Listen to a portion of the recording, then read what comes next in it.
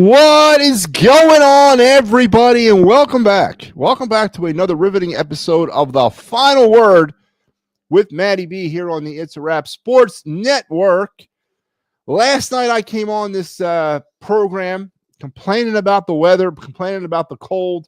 Well, I miss those days of warmth from yesterday because it is freezing outside. I don't know where you are, folks, in the world tonight, but where I am, it's positively sub-zero. But I'm warm. I'm comfortable. Let's have some fun, as we typically do on the program on this Wednesday night, hump day, January 8th. And we do got a lot to talk about. We got a lot. It's redundant for me to say that every time I come on the air saying that we have a lot to talk about, because we do always, every single night. That's the good thing about Philadelphia sports and sports in general. There's always something to talk about. There's always something fresh to talk about. And it's sad and it's really frustrating on those nights and days where there is nothing to talk about. But tonight is not one of those, as we have a plethora of things to get into, and we will get into them momentarily. But let me remind you, before we get into all the great topics that we're going to unravel and unwrap today, that everything on this show is brought to you by the great folks over here at the It's a Wrap Sports Network, working hard every day for you and me. And when I say the great folks, I mean me and Sal, because it's all there is. But every day, we're going to get bigger and better and badder. Badder in a good way. Good, bad. Not badder as in terrible, but good, bad. Right? Good, bad. So please give us a like, a subscribe, kind of send the word out, and help us out. Help us grow this network expeditiously as we need it. We need the help. Tonight, on the program, we have your day in Philadelphia sports history. We also have a hot stove check-in. We're going to get into the Phillies because, once again, the rumors are starting to kick up as we get closer to spring training, and I'll give you the date now. I'll give you the date in a second, but the rumors are starting to kick up again about the Phillies, and potentially another trade or signing is imminent again this week. We'll get into that. The main topic of the night is, of course, Eagle-centric. Jalen Hurts reported back to practice today, which is a good thing. I'm hearing nothing negative about it, and all signs are pointing that he is going to play on Sunday. I was not expecting anything different than that. But we're going to get into the underestimating of the Green Bay Packers and the potential overestimation of the Philadelphia Eagles by a certain group of Philadelphia Eagle fans. I like to call them the radical left homers. There is a heavy disrespect of the Green Bay Packers and a heavy, I think, overestimation of what the Philadelphia Eagles are going to bring to bear on Sunday. And we're going to talk about how that, once again, somehow paints me in a bad light because I bring it up and I like to talk about it. So we're going to talk about whether or not you believe the Eagles might be walking into a trap, or more importantly, the Eagle fan base might be walking into a trap on Sunday afternoon. We'll get into that. We got of the night segment. We got our card review, and we got a whole bunch of other stuff that we might kick in as we move through this program. So let's get it rocking and rolling right now with your night or day in Philadelphia sports history, all the way back to the year 1995, because on this day in 1995, it was truly a historical special day in Philadelphia sports. Mike Schmidt, the greatest Phillies third baseman, and yes, the greatest third baseman of all time ever play in Major League Baseball, received 96.5% of the vote on his first year of eligibility into the Baseball Hall of Fame. There was never a doubt whether or not he was going in as a first-timer. I remember thinking back then, was he going to get 100% of the vote? He got 96.5% of the vote on this night back in 1995, securing his place amongst baseball's immortals up in Cooperstown. The 12-time All-Star, 10-time Gold Glove winner, 3-time National League MVP, Mike Schmidt. Truly the greatest third baseman. We have never had a player since, or we probably ever have a player since as good or anywhere near as good as Mike Schmidt was. And remember, folks, Mike Schmidt was a second-round draft pick. Everybody seems to forget that. Schmidt was drafted in the second round in 71. The Phillies' first round pick that year, a guy named Roy Thomas, never played for the Phillies a game. He was a pitcher. So happy Roy Thomas Day, I guess. But no, on this day, 1995, Mike Schmidt, deservingly so, took his place amongst baseball's immortals as he was elected into the Hall of Fame, going in that summer with, of course, another great Phillies player finally getting his due that year, Richie Ashburn. I was there. I was at that inauguration, or at that ceremony up in Cooperstown in July of 95. It was truly an amazing afternoon to see two Phillies legends get inducted into the Hall of Fame at the same time. I believe their speeches followed each other, if memory serves correct. And just a great day. Just a great day, hot ass day. But that's what it's supposed to be in July. So Mike Schmidt elected into the Hall of Fame on this day back in 95. There's your day in Philadelphia sports history. Steve, the hell you been?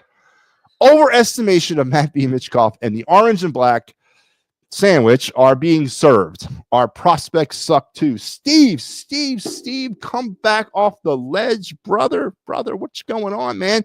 The Flyers are not on the docket tonight, but of course I'll talk about them, Steve. Here's the thing. I agree with you. All right. Listen, Michkov. Let's get into Michkov. 12 goals so far in his rookie campaign. Came on the scene in gangbusters, but there was a problem with Michkov right off the bat. But the problem was we failed to address it. And when you did address the problem about Michkov, you were chastised. You were cut down to size. You were told to shut up and get back in the corner and keep coloring. But that problem, of course, has been Michkov's inability to assimilate to the 5-on-5 speed of the NHL. 5 of his 12 goals have only been scored on 5-on-5. He has hit that rookie wall, and John Tortorella explained it's not necessarily the on-ice rookie wall that he's hit. It's everything that goes along with being an NHL player, the travel, the lifestyle, everything that goes along with being an NHLer has pretty much come down on the kid and somewhat taken him over. I agree with you, Steve. We are so starved for a generational talent. And I said this last night. I don't know if you were watching, Steve. I said it last night. Michkov will be a 30, 35 goal scorer a season if they can find him the right line. If they can find him the right complement of players to play with, Michkov's career will be upper tier. It will be. But he's not generational. And I think it's okay to say that. I think it's okay to say Michkov is not generational. And it's not a slight against Michkov. And I'm not being negative about him. And I'm not being negative about the Flyers. He's not generational. He's not Ovechkin. He's not Sidney Crosby. He's not McDavid. He's not Austin Matthews. The list goes on and on of who he is not. What he is, though, is a very good player. And unfortunately, Steve, as it goes with a lot of good players, especially in a team game like hockey, he's only going to be as good as the people they put around him. And that's the problem, Steve. He's around nothing. He's around a bunch of third liners and a bunch of role players. And the Flyers are just going to have to figure out how to get some people into the town to kind of complement him and supplement him. Now, that is something historically the Flyers have not been able to do quite successfully. I think the last time it was done successfully was what? Lindros and Leclerc, right? The Flyers or Bobby Clark recognized that Eric Lindros, generational, yes, could make players around him look better and could probably be better if he had better players. So they went out and they took a shot on John Leclerc at the time, who was not really potentialized to be what he became playing up there in Montreal, but it was the right fit. And what happened? Michkov is not generational. It's unfortunate that I got to say that, and it's unfortunate that it has to be put out there like that, but I don't feel that he's generational. Now, what Steve, I think, is really frustrated, though, is why we can't pick generational talent, and why that every player that we select is either a project or a never will be. And I think that's the frustration that Steve's feeling. And I'm pretty certain, let's reread his comment about that. Overestimation of Michkov. Yes, I think that's what he's talking about. And he follows that up with, I'm just sick of no impact players on this team. Steve, you know what? Get back in the line forms behind me, Steve. But what do you, I mean, listen, is there impact players on this team right now? Yes, there are. There actually are impact players on this team, Steve. The problem is they're just not put in a position right now to bring that out, because impactful versus elite versus generational, they're all somewhat intertwined together if they have complement. The Flyers and hockey in general, when you look at the Stanley Cup champions, you look at the teams that are consistently in the running for this thing, have multitude of lines they can come at you with. They have a potent line. Let's use the Edmonton Oilers. They got the McDavid Draisaitl line. I mean, that's somewhere else in a different planet than everything else. Then they got another line behind them that's a potent line. And then you got your complementary line on 3 and 4. And they come at you wave after wave after wave. And just when you think you survive one wave, they turn around. Here comes McDavid again. That's how success is measured in the NHL, offensively at least. The Flyers have the same line behind the same line behind the same line behind the same line. There's nothing different or otherworldly or no other level with the Flyers lines. They're all the same player. They're all a complementary of a complementary of a complementary. They're all role players. Every single player on this team is a goddamn role player, to include Mitchkov and to include Travis Konechny. He's a role player on a good team, on a Stanley Cup competitor. Konechny's a third line guy, maybe second line, but he's not a top tier line guy. He's not, because he's not that talented. I mean, he's talented, but he's not, and he's never been a player that can carry a team. That's not what he was. So I hear you, Steve, but we've talked about this before. Impactful. How do you get impactful players? Well, you draft them, right? You get lucky sometimes and you draft them, or you're so goddamn bad that you're picking up there in the top 3 picks of the draft every year, and you get players that way. The Flyers have not been able to do neither one of those. They've never been lucky picking where they're picking, and they have never been up top. And when they are up top, they haven't been lucky. So it is frustrating. And last night, again, I said this, accepting what a rebuild really meant and accepting what a rebuild really was something that I admittedly was not ready for. I admittedly was not ready to accept the rebuild. I clamored for it. I called for it. I said, we got to have a rebuild. It has to happen. We can't continue like this. Danny B came out and said, we're rebuilding. Everyone was like, whew, they've admitted to it. And again, I'm speaking from my own personal standpoint. I wasn't ready for it. I wasn't ready for what this was going to be, because now we're stuck in this neutral purgatory of we can't go up, we can't go down, we're stuck in the middle. And because of the bad contracts, we can't pick up free agents, so we can't expedite it that way. We're not picking high enough in the draft because we're not that bad, so we're not really open to some of the elite talent or the elite prospect talent that's out there. So we're picking mid-round. We're picking the Jetlachenkos of the world, who are, listen, let's face it, and I don't have a crystal ball, and I wish Jetlachenko all the best of luck in his career, but to me, he doesn't really go as high as a third line centerman for me. He's not what we need. We have a bunch of them guys, right? We need a C1, which we don't have, and I don't know when we're going to get one, because we're still stuck in that middle. Things are going to work out the way they work out this year. The Flyers are going to finish in the bottom end of the lottery, 13, 14-ish in that realm. They got potential 3 first-round draft picks next summer. Potentially, they have 3 of them. One of those is a conditional pick that Edmonton may or may not use. So they have potentially 3 first-round picks, 2 in the second round as well. So there's some high draft capital there. But if we sit where we're at in the draft, I don't know what in the hell we're going to get. We have Florida's first-round pick, which is probably going to be down in the 20s, the low or the high 20s. We got ours, and we got Edmonton's, which, again, will project to be down there in the low 20s or high 20s, because they're going to be a perennial. So I don't know what we're doing with that capital. I don't know what you can do with that capital. So I feel your pain, Steve. We've made some moves. Danny's traded some players. One of those picks is Colorado's, which is, again, another one of those perennial teams. But when you trade at the trade deadline, you're trading with Stanley Cup competitive teams. That's who you trade with. It's frustrating, Steve, and I don't know the answer. And it's not about me knowing what the answer is. At what point does the patience of this fan base begin to run out on Danny B and on Keith Jones? At what point do we sit here and say, how much more do you got to see to know what Joel Farabee is not worth $5 million a year? How much more do you got to see to know that Ristolainen, again, not worth the $5 or $6 million a year you're paying for him? How much more do we got to see to know that Morgan Frost is what Morgan Frost is, a 10 to 12 goal scorer a year and maybe 35 assists? How much more of Scott Laughton has to be seen to realize what he is? There's not much more developing with these players right now. What's the next step? What is the next step? Do you offload them? Do you trade them? Do you cut them? What are we doing?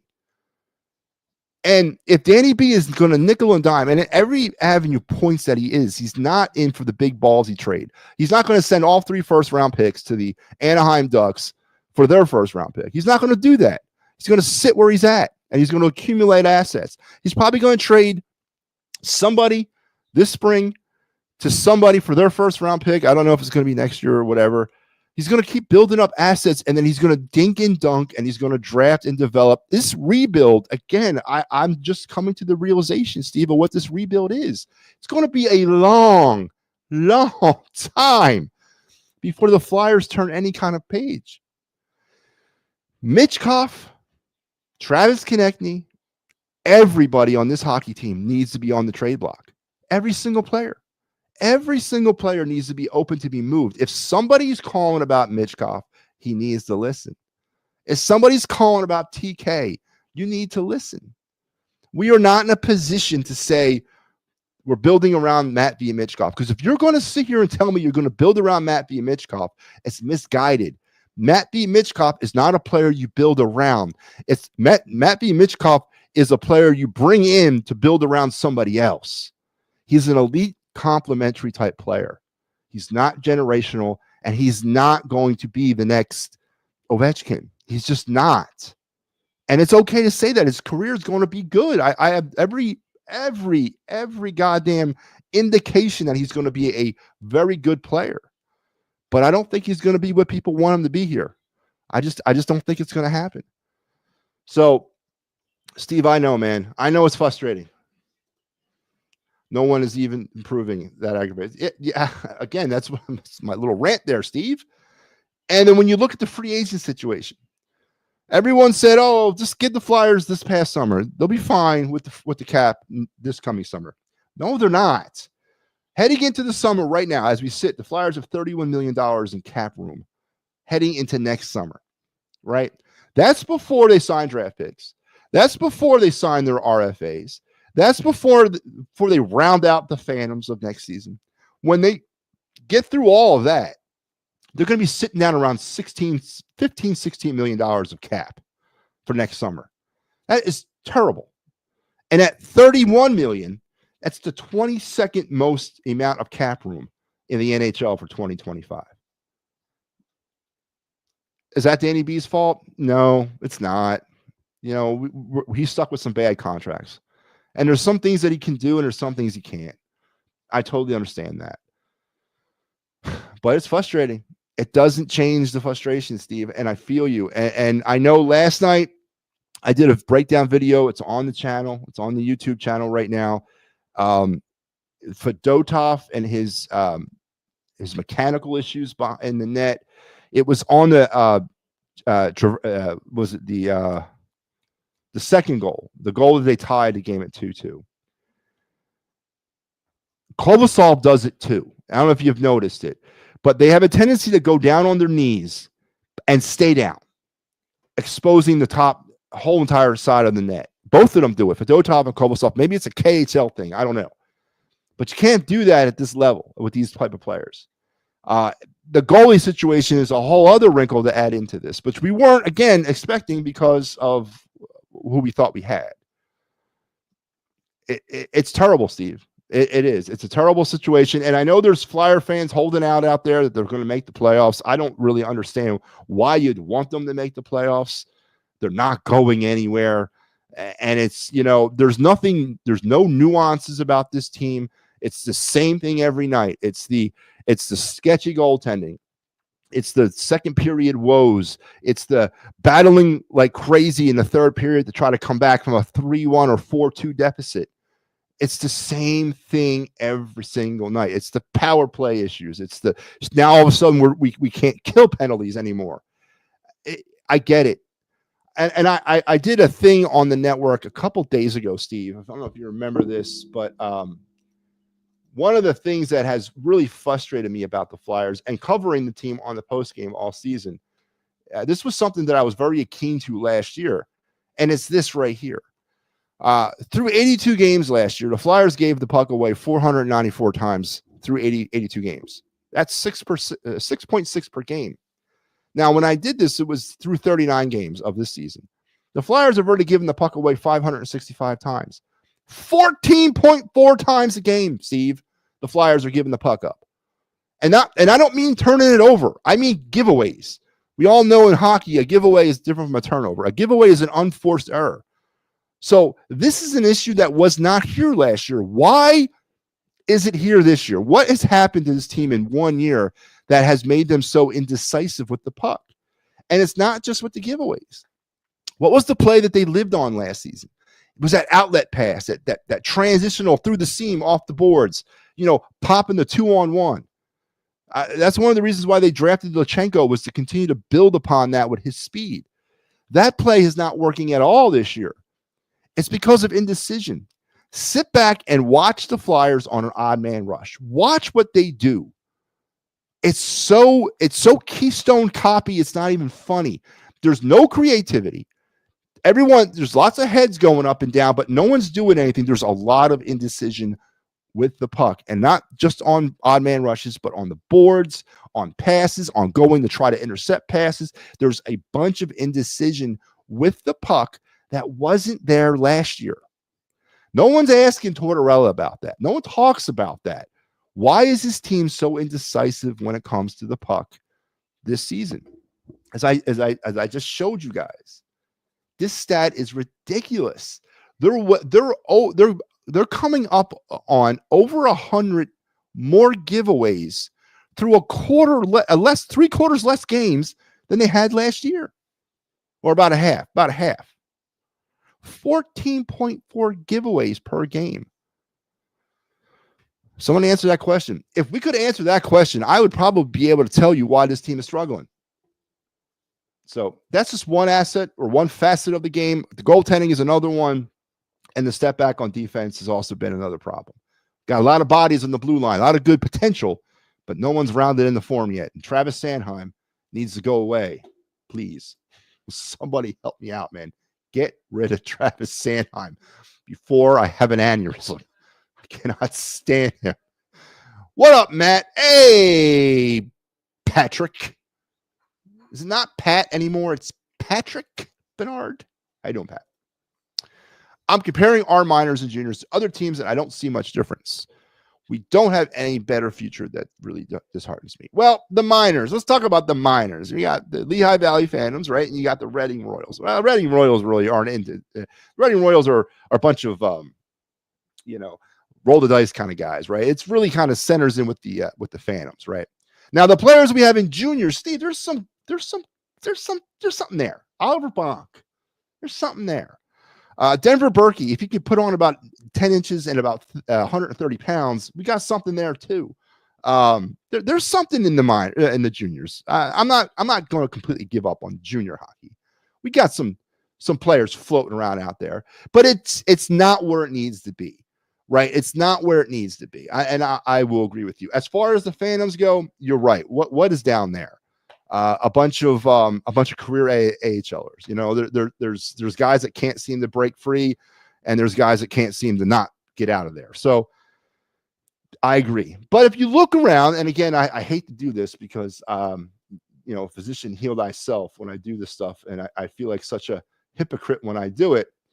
But when you look around at other programs, Steve, there are a lot of teams that are in sort of the same position as the Flyers are when it comes to the AHL. There's very rarely that big of a disparity between minor league teams because all the good talent really is right up at the NHL level. That's on aisle 7 of Big Al's Excuse Emporium. I had to go to the Emporium, Steve. I'm sorry. There's no other way for me to go through that question except for going to the Emporium. So I do apologize for that. I hope you don't think too poorly of me. But I hear your point, Steve. But these guys talk about what you came to do. Yeah, okay. All right, I will, Steve. I'll get into that. I will. Damn, Steve, you hijacked the show. You hijacked the show, and then you say you just give it up, man. Come on, brother. Don't work like that. Let's do it, man. Let's talk Flyers. Why do we feel we are going backwards? Did they overachieve last year? Well, Al, I just kind of hinted on one of the facets that they might have overachieved. 6.5 giveaways a game last season, 14.4 this year. The goalie situation was a lot more sturdier last year than it is now. We're getting terrible goaltending from our prospect goalies. Sam Ersson and his injuries have resurfaced. I don't know if I don't know what Sam Ersson's future in this team is. So we're back at square one when it comes to goaltending. Defensively, it seems like when Sean Walker left, so did the defense. And I just have a hard time understanding where Sean Walker and Matt Niskanen had the secret recipe to the Flyer defense. And when they left, they took it with them, apparently. So I don't understand how the defense is taking a step backwards. But if you look at those three areas, it pretty much sums up the changes or the differences from last year to this year. It's the indecision with the puck.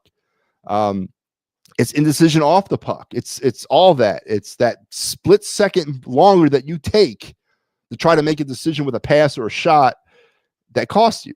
And the NHL, that's all it takes is milliseconds of indecision, and you're screwed. Defensively, they're just not good. There's too many question marks on defense and not enough answers. Jamie Drysdale starting to run out of patience a little bit with him too. Emil Andre was looking good until what's his face made him look like a fool a couple weeks ago against the Kings. Don't get me started on Ristolainen. Don't get me started on Sanheim. Igor Zamula, what is he even doing here? So there's some potential. Cam York has had his struggles defensively this year, and I've highlighted those on the network too. There's a lot more questions on the blue line this year than there were last year.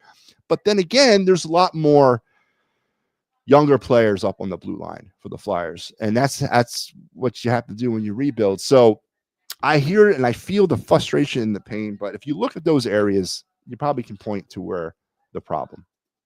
Last night was very undisciplined hockey. Yeah, it was. And again, we highlighted a goal. It was that 2-2 goal.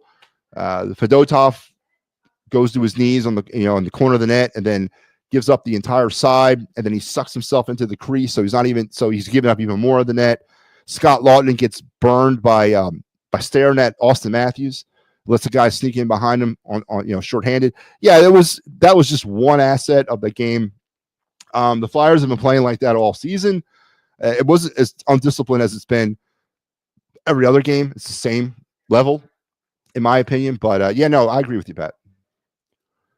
Oh, and they ain't blocking shots. No, actually they are, Steve. They're still blocking like 20 shots a game. That's still up there to the top of the league. They are still blocking shots. Matter of fact, it's a mandate from Tortorella. If you don't block shots, you don't play. So that's one area where I'm okay with. It's still up there around 20 a game, which is amazing. Yeah. I need to get paid every time you use my photo. Oh, shut up. I'll do what I want. I keep you relevant. You should be praising me. But Big Al going to give me some crap. All right, listen.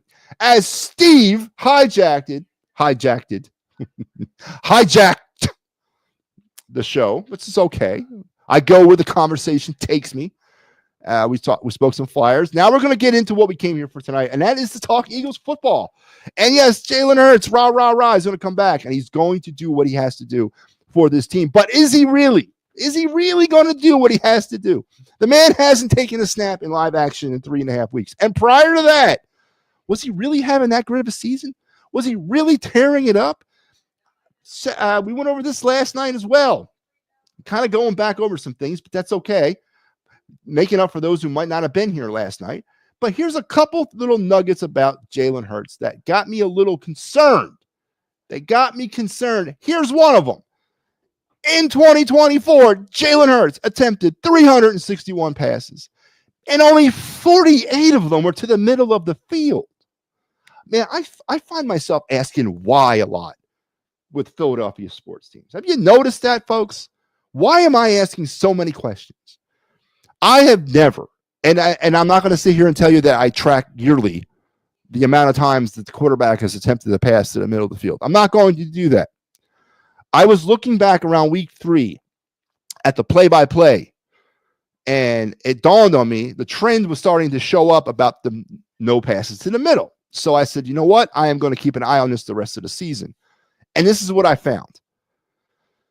361 passes and only 48 were designed plays to the middle of the field.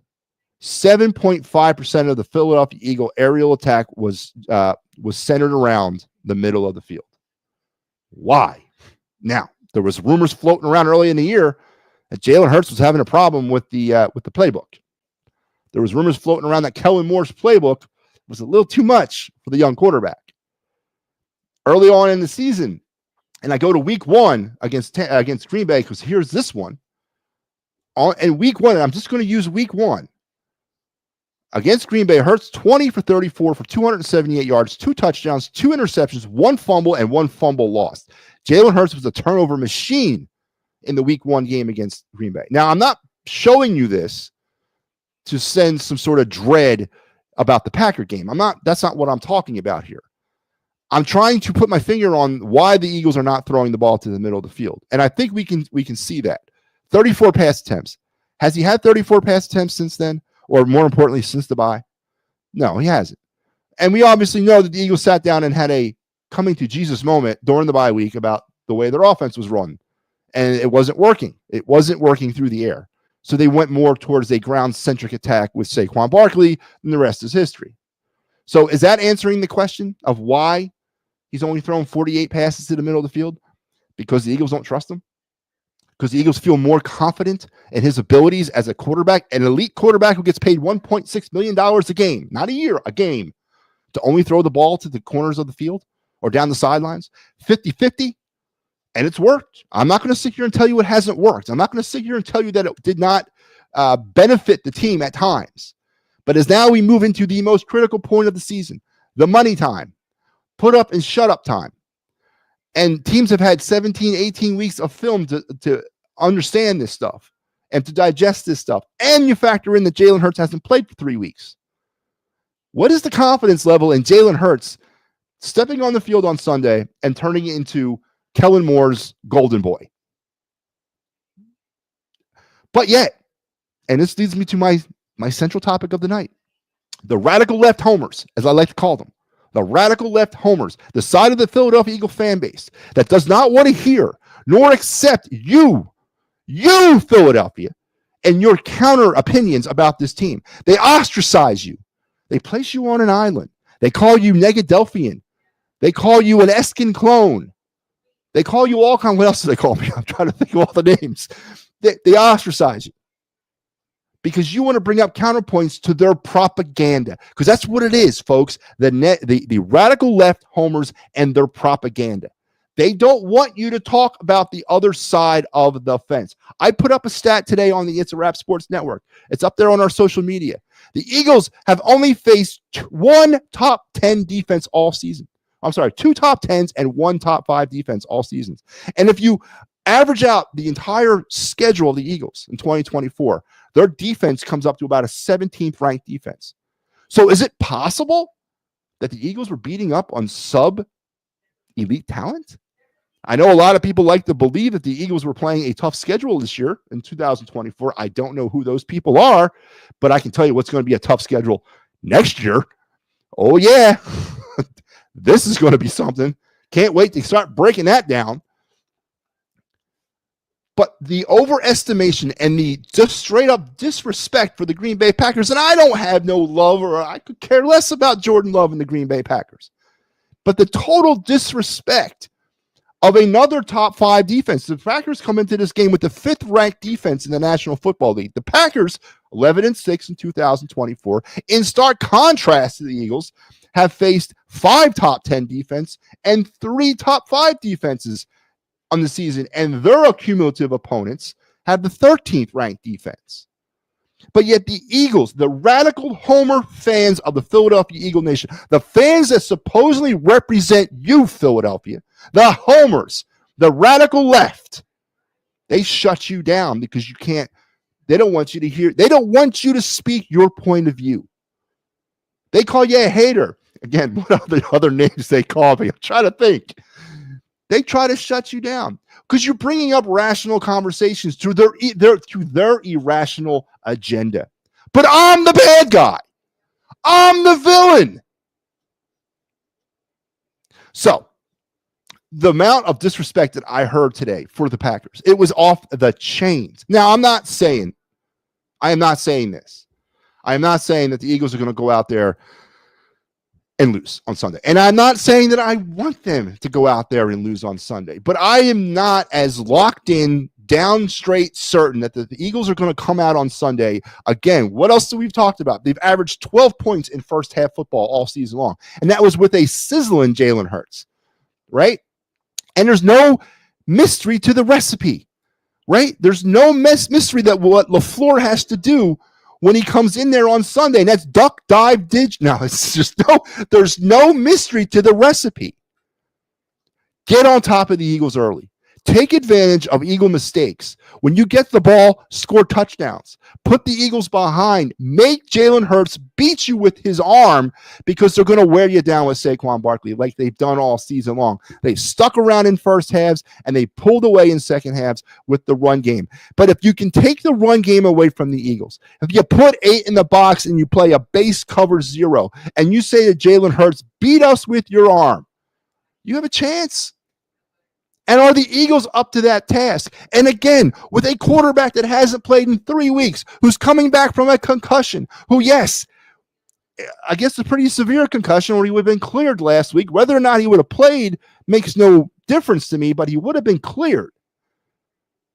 Do you feel as overconfident as I am hearing Eagle Nation that this guy's going to go in and all of a sudden click and boom, bang, bip? Who do the Eagles fans think they are? What cash do we have in this? We were a team that collapsed down the stretch last year. We have no right as a fan base or as a team to walk into Lincoln Financial Field and say, doesn't matter. Now, of course, I'm already preparing for the after effect of a loss. Let's blame the refs. Let's blame Jalen Hurts' inability or his injury. I'm already concocting what is going to be the daily special on Monday morning at Big House East Emporium. Aisle 1. Matter of fact, no. This is going to be up by the cash registers, man, where the impulse items are. That's where this is going to be. So I'm already getting ready for it. I'm just beside myself with this overconfident fan base. For nothing. Oh God, where am I at? What is interesting about McKee is he does some things well that others wish Hurts would do. Yes, but Steve, again, the Tanner McKee thing. Come on, I like to see him in something better than a preseason game before I make a judgment on Tanner McKee. Now, is he better than Kenny Pickett? I don't know, maybe. The whole NFC East schedule is probably why the Cowboys and Giants didn't make the coaching changes yet. You mean for next season? Yeah, it's going to be a bitch, man. We got the AFC West. What else do we got? AFC West and the NFC North. Yeah, it's going to be a bitch. You're absolutely right about that. That's a good point. Were you Jimmy Hoffa on Phil's show this morning? What? Jimmy Hoffa, the dead union boss? Who the hell are you talking about? Steve, I won't go on Phil's show. Yeah, so no, I was not Jimmy Hoffa, whatever that means, on Phil's show. No, I was not. I don't know what that is. Jimmy Hoffa, the dead union boss, was on Phil's show this morning. Oh, that's good. Did he talk to his puppets too? I mean, does Phil stick his hand up his ass and make his mouth move? Because that's all Phil's good for anyway, right? I mean, Phil's the biggest radical left homer that I know. Yeah, and that little following of his, yeah. Talk about the puppets and the puppet master. But no, that wasn't me, Steve. Jimmy Hoffa? Somebody going by the name of Jimmy Hoffa? Is that what you mean? You don't mean the dead Union guy, right, Steve? But anyway, getting back to this. The arrogance, man, the straight up arrogance that I'm hearing from the Eagle fan base. Are the Packers a good football team? Okay. Should the Eagles beat them? Yeah. But to go in with this just blind word, you don't even belong here. When we have so much other issues, it hasn't been a perfect season. We're operating less than 60% in the red zone for the year. So less, or actually coming up around 50% in the red zone. We haven't started taking the football away until recently. We got a quarterback that hasn't played in 3 weeks. And before that, he wasn't tearing the world on fire. And Kellen Moore's playbook is relatively being left unused. And now the reports that Moore has been given, or there's some teams out there seeking permission to speak to Kellen Moore, and everyone's freaking out about that. Why are you freaking out about that? The Eagles aren't running the man's playbook anyway. Who cares if he leaves? Do you honestly think this is Kellen Moore's offense? Do you honestly believe that? Because if you do, then you must also believe that Jalen Hurts and A.J. Brown are best friends, because then you belong on the radical left homer side. They're not running all of Kellen Moore's playbook because Jalen Hurts can't run it. That's why they've only thrown 48 passes to the middle. So if Kellen Moore takes a job with another team, good for him.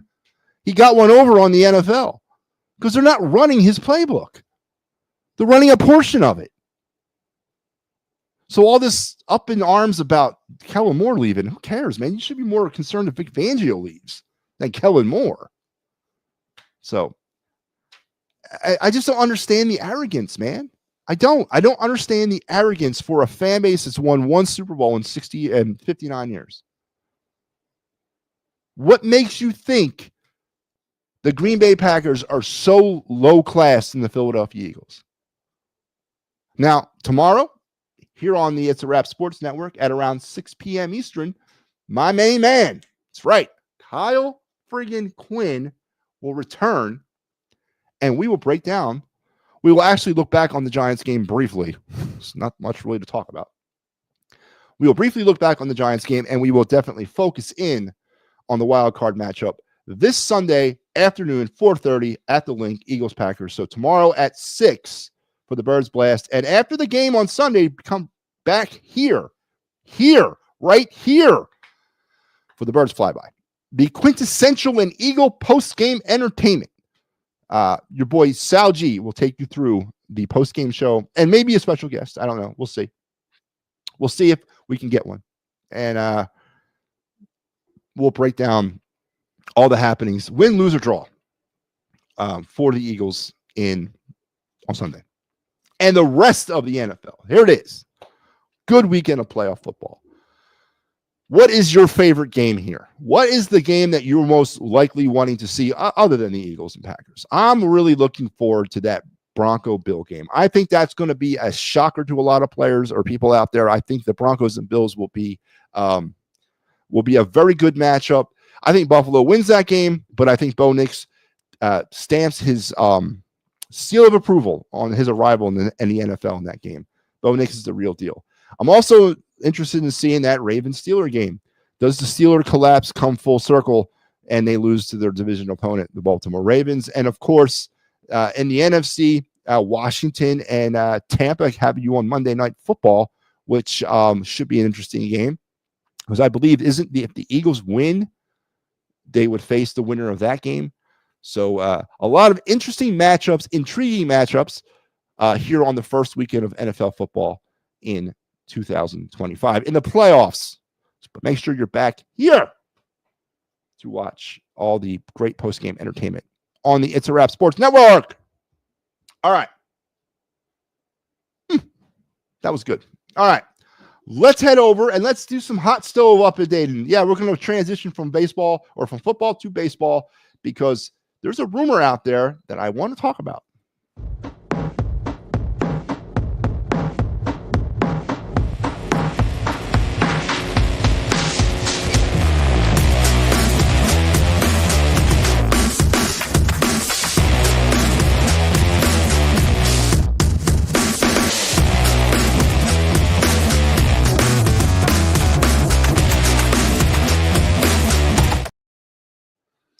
All right. It is time now for the It's a Wrap Sports Hot Stove Report.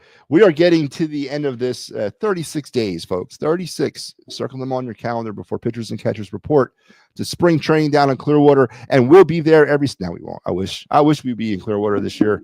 I would definitely go right now, set up my spot. But no, we're not going to be covering it in Clearwater, but we will be covering it in a roundabout way. But first things first, the hot stove needs to be updated.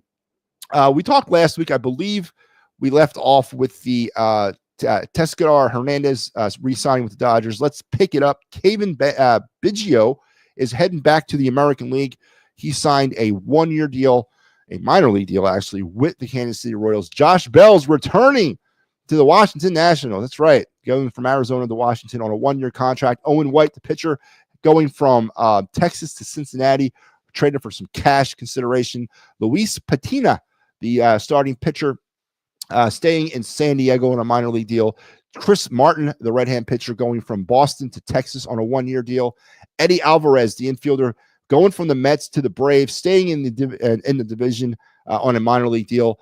Bobby Dalbec, the first baseman, going from Boston to the White Sox, signed a minor league deal with invitation to spring training. Ahmad Rosario, from the Reds to the Nationals on a one-year deal. Josh Rojas, the third baseman from Seattle, now a White Sox on a one-year deal. Our old friend Michael Lorenzen staying put in Kansas City on a one-year contract. Greg Kessinger from Houston to Arizona was traded for minor league pitcher Matthew Linsky. Sam Huff, the catcher, going from Texas to San Francisco, claimed off of waivers. And that's it. That gets you up to date on all the happenings of the hot stove to this moment of time and space. We got you covered. It's a lot. But the one thing that's not on this is the rumor that I heard that the Phillies may not be done after all. That's right. Apparently, somebody in the know has leaked this out. It was Michael Bronner, who writes for SIRN, wrote a story today as indicated that the Phillies are serious players for Alex Bregman. But what's holding up the contract is the moving of Alec Bohm. And now that's been a rumor all offseason. The Phillies have been trying to offload Bohm, but their asking price was too high. But now apparently there's some traction behind it because this guy, Bronner, has got it from a few GMs inside the know that are saying that is indeed what the Phillies are trying to do. They are trying to sign Bregman, but they're not signing him till they offload Bohm. So that is what I am hearing, and that's what I read today. So take that for what you want. I know that that's not necessarily what a lot of people want to hear, but at this point, in this offseason, with this roster being essentially the same thing coming back in 2025, which wasn't going to work anyway, I, in the beginning of the offseason, was totally against Alex Bregman coming here because I believe wholeheartedly, and I still believe, that Aiden Miller will be manning the hot stove here in probably in about 2 years. But Alex Bregman, at this point, after everything that has not happened for the Phillies this offseason and everything that has happened around them, bringing Bregman in, and I hope it's not on a 7-8 year deal. I hope it's more on a 3 to 5 year deal. I pray to God that Dombrowski is able to pull that off if he's going to bring him here. But if he pulls it off, I can live with Bregman on third base for the next 2 or 3 years. I can live with that. But I can't live with him here for 11. That I can't live with. But interesting. The Phillies' lack of movement this offseason apparently has been because of the inability to offload Alec Bohm. And it's been rumored and it's been verified and confirmed that there's been teams calling about him, but the asking price was too high. But in this report by Michael Bronner says that the Phillies are indeed heavy in on Alex Bregman, but they're not going to make a move or they're not going to make a signing until they can offload Alec Bohm. So stay tuned. Maybe the best is yet to come at the last minute for the Phillies as we are now 36 days away from the beginning of spring training. How do you feel about that? Alex Bregman potentially coming to the city. Another power hitter. That's all we need. Another power hitter. Makes for an interesting lineup decision. But there's my hot stove stuff. And we got to keep this show moving. It's time for the Of the Night segment.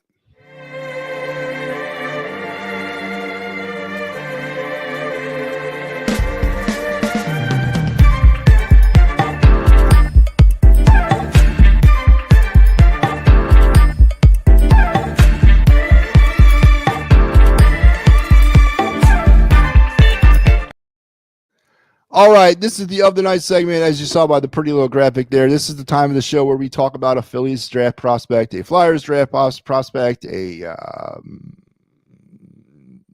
prospect in the system, a spotlighted player, and we just kind of kick it around. We started to kind of throw out our net a little bit more broader now that we've entered into the new year. It was strictly Flyers prospects up through Christmas, but now that we're getting into the baseball time, yes, baseball is coming. I know it doesn't seem like it if you look out my window, but baseball is coming. Last night we talked about Ethan Halliday, the younger brother of Jackson and the youngest son of Matt, who was consensusly coming out right now as the number 1 overall pick in this summer's MLB draft. Now that's going to change probably about 19 times before the draft, but right now he is the consensus number 1 overall pick. Earlier, we broke down James Haggins, who's consensus right now as the number 1 overall NHL draft pick. So we're starting to broaden our horizons, and we're staying in the NHL draft range tonight for our Of the Night segment. NHL draft prospect Justin Carbonneau of the Blainville Boussard of the Quebec Major Junior Hockey League, 6'1", 190-pound right wing. He's talented offensive zone player with naturally quick hands, a quick release that can beat goalies from mid-range and change angles on defense, and strong athletic tools as a plus skater with a pro frame. He can challenge defenders and threaten offensive on or off the puck. So far for Mr. Carbonneau through his junior season of 36 games for Blainville, 24 goals, 24 assists, 48 points, and a -4 for him thus far this season. Projects to be a top 8, I'd say. Yeah, he's got some. What's most attractive to me about him is 6'1", 190 at 17. That is very good. And to have the tools that he already possesses at this age, and he's a right winger. We don't need any right wingers here. If he can play center, maybe we give him a shot, but I don't think he's going to be around when the Flyers pick somewhere around 15 or 16, because I project him to be in the top 8 of the selected players this summer. But there you have it. Justin Carbonneau of the Blainville Boussard of the Quebec Major Junior Hockey League, 6'1", 190 right winger. And definitely looks like he's got the tools. He's got the build. Top 8 prospect, I would say. Maybe a top 5, depending on how the board breaks. The board always breaks weird. We saw it last year, saw it the year before that. But I like what he brings to the table at 17, mind you. So there you go. There is your Of the Night segment. NHL draft prospect Justin Carbonneau. So told you we're gonna be kind of spinning this thing up, different area, a topic every single night until we get to the end of all of this, and then a little bit later on we'll start breaking down Philly prospects, but that's not gonna be till April. Breg ain't someone you overpay, Jesus Christ, Breg ain't someone you overpay for, but we need young blood. So the only issue with Bregman is his offensive or his postseason hasn't been over the last few seasons. He's been kind of trending downwards postseason wise. But Steve, it's to a point, like I said, was he one of my targets coming into the offseason? No. But the fact that the Phillies have done nothing up to this point, I mean, do you got to save face and make this move? Everybody around them has gotten better, and the Phillies have done nothing to get better. So to sit here and say that the Phillies don't have to do something is ridiculous. They have a fan base to satisfy. I mean, the optics of all this don't look too good at all. I know what they're saying and all that, but I wholeheartedly believe that Aiden Miller is the future third baseman of this team. And I think that future is in about 2 years. But I mean, do you have to mortgage that with Dance with the Devil a little bit here and try to like satisfy, at least we did something? I mean, Jordan Romano and Jesus Luzardo and Max Kepler? Is that the winning recipe? Is that going to take you over the top for a World Series? No. And I'm not saying Alex Bregman is either, but at least it has some of the pizzazz around a Juan Soto type signing. So again, maybe this is more for an optic, and I know you don't get a trophy for the offseason, and all this has got to work out on the field, but just optically, we've always said Middleton's wanting to spend money. He doesn't care. He wants to win. Bring my effing trophy home, right? Is that what he said? Well, dude, Jordan Romano ain't doing it. Jesus Luzardo ain't doing it. Max Kepler ain't doing it. So, I mean, I don't know. I'm starting to kind of like the move because of just something. Throw me a bone. Give me something. But I hear what you're saying, though, Steve. I do. Absolutely hear what you're saying. All right. Let's get into my favorite part of the night. My favorite part of the night. Here we go. Let it roll. Looks a little something like this. Looks a little bit like I can't miss. Hey, this is what you call a bad. What? This is what you call a bad. What? Looks a little something like this. Looks a little bit like I can't miss. Hey, this is what you call a bad. What? This is what you call a bad. All right. Yes. MattyB's card review is the absolute most favorite time of my evening. This is when we sit down and we talk about one of my very vast amounts of sports cards that I have in my collection. Talk about the nostalgic value, financial value, intrinsic windfall value, and just have some fun. I have a lot of cards and recently just put them all in order. So now we're going to go spend the next 75 years talking about them one at a time.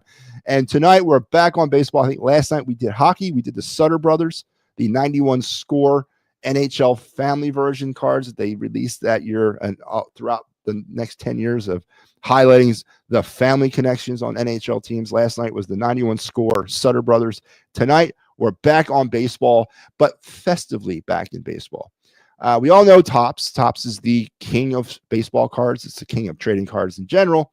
And we all do know that Topps releases multiple series of cards throughout a season. If you're keeping tabs, the 2025 Series 1 Topps baseball cards are coming out around February 12th. I think that's when they're coming out. So that's Series 1.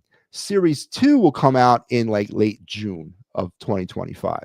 And then at the end of the year, Topps does a holiday thing. They put out a holiday. It's not really, they don't call it a series, but it's a holiday set. So they have essentially 3 card reveals or 3 card set reveals a season. This card is from this past year, 2024's Topps holiday set. And I got it on the first pack I opened up. This was a few weeks ago. And where is it? Let me put it up here. I have it for you. And here you go. It's the Bobby Witt Jr. MLB ornament card. That's right. This is an ornament card. This is something that you see a little hole up there. You could run some string through it and hang it off your tree. Of course, I didn't do that, but you could. It's kind of like, you would make Christmas presents for your family or Christmas ornaments in school. There you go. And this is what Topps did this with a couple players in that set. I think Juan Soto might have been one too, but this is the Bobby Witt Jr. one. It's a pretty cool little concept here. It's a refractor. Financially, I've seen it anywhere between $3 and $6 on multiple databases. I think it's a pretty nifty idea. So nifty that today, now, of course, as I do these cards, and sometimes I get a little ahead of myself, but I've listed these cards on eBay to sell. As coincidence would have it, this card sold today. I sold it today on eBay for $3. So again, I am not going to be taking over the world with the Bobby Witt Christmas ornament card, but it's a really interesting card. It's sold to a guy out in the Kansas City area. Imagine that. But there you have it. There's tonight's card of the night. The Bobby Witt 2024 Major League Baseball ornament card from the Topps holiday set. And here it is. Now, I can't put it in a protector because it's way too big. So, but here's the card in its original form. As I said, this card is actually going to be hitting the mail tomorrow on its way to Missouri as I sold it today. So there you go. There you go, folks. There's your card of the night, the Bobby Witt 2024 ornament card. Pretty cool what they do.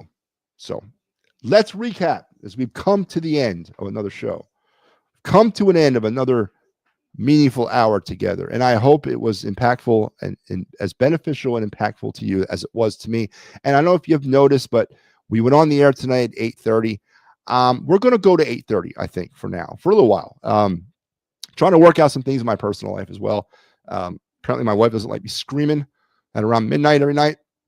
So we're going to go a little earlier just to kind of see how that works out, especially when it, collides with postseason, but collides with the post games shows. But so we're going to do 8:30 for a while. We'll be back tomorrow at 6 for the Birds Blast with Kyle Quinn, and then 8:30 tomorrow night for the final word, the final word of the week, as we've reached. Tomorrow night will be the last night of our broadcasting week, but a big weekend coming. And again, the one thing I did not cover, which I do want to say before we sign off tonight, good luck. Go Lions, go. We are Penn State. Tomorrow night, Orange Bowl, Penn State, Notre Dame. Let's go.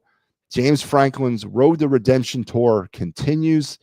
If he wins the Orange Bowl, and it's on to the national championship game, hopefully against Ohio State, in the ultimate redemption game for James Franklin, and trying to take it all the way for Penn State. So tomorrow night, Penn State, Notre Dame in the Orange Bowl. Want to give them a shout out before I say goodnight tonight, because I will be watching and we'll be definitely talking about that game tomorrow night. But we talked about our day in Philadelphia sports history. On this day, 95, Mike Schmidt elected into the Hall of Fame on his first ballot, 96.5% of the vote. Who the hell didn't vote for him?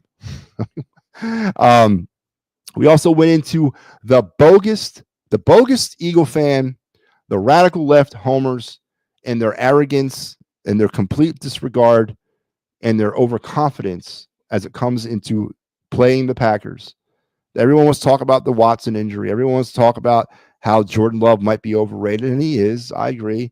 Everyone wants to kind of give the Packers everything, but yet no one wants to point the finger back at the Eagles. And we went over a few of the things that are troublesome as the Eagles head into this game. And nobody wants to talk about those things. Everyone wants to just say we somehow, some way, we're magically that much better than the Packers. I think we're setting ourselves up for an epic fall. So we talked about the bogus radical left homer Eagle fans and their overconfidence about this game. We also, Steve hijacked the show for a little bit, and we talked about the Flyers. They weren't on the docket, but you know what? We'll talk whatever. We did a hot stove report, entertained the rumor now that the Phillies are heavily into the Alex Bregman sweepstakes, and all they're waiting to do is move Alec Boehm before signing him to a contract. So we went over that, went over the hot stove. Our Of the Night segment was Justin Carbonneau of the Brainville Bossard of the Quebec Major Junior Hockey League. He was our NHL draft target of the night, was him for our Of the Night segment. And, of course, our card of the night, which was the 2024 Bobby Witt Jr. Topps Holiday Ornament card. All that in a bag of chips. We squeezed it into an hour and 4 minutes. So thank you very much for coming along for the ride. And yes, Big Al, thank you for lending me your likeness for the for Big Al's Excuses Emporium. I anticipate the Excuse Emporium might be pulling some extra hours here coming up in the near future. I hope it doesn't. But I wouldn't be surprised if it does. Listen, that's going to wrap me up. We will talk again tomorrow. Don't forget, 6 o'clock, the Birds Blast, and then back here at 8:30 for this program for our final show of the week. Until then, you guys have a great rest of your night and an even better tomorrow.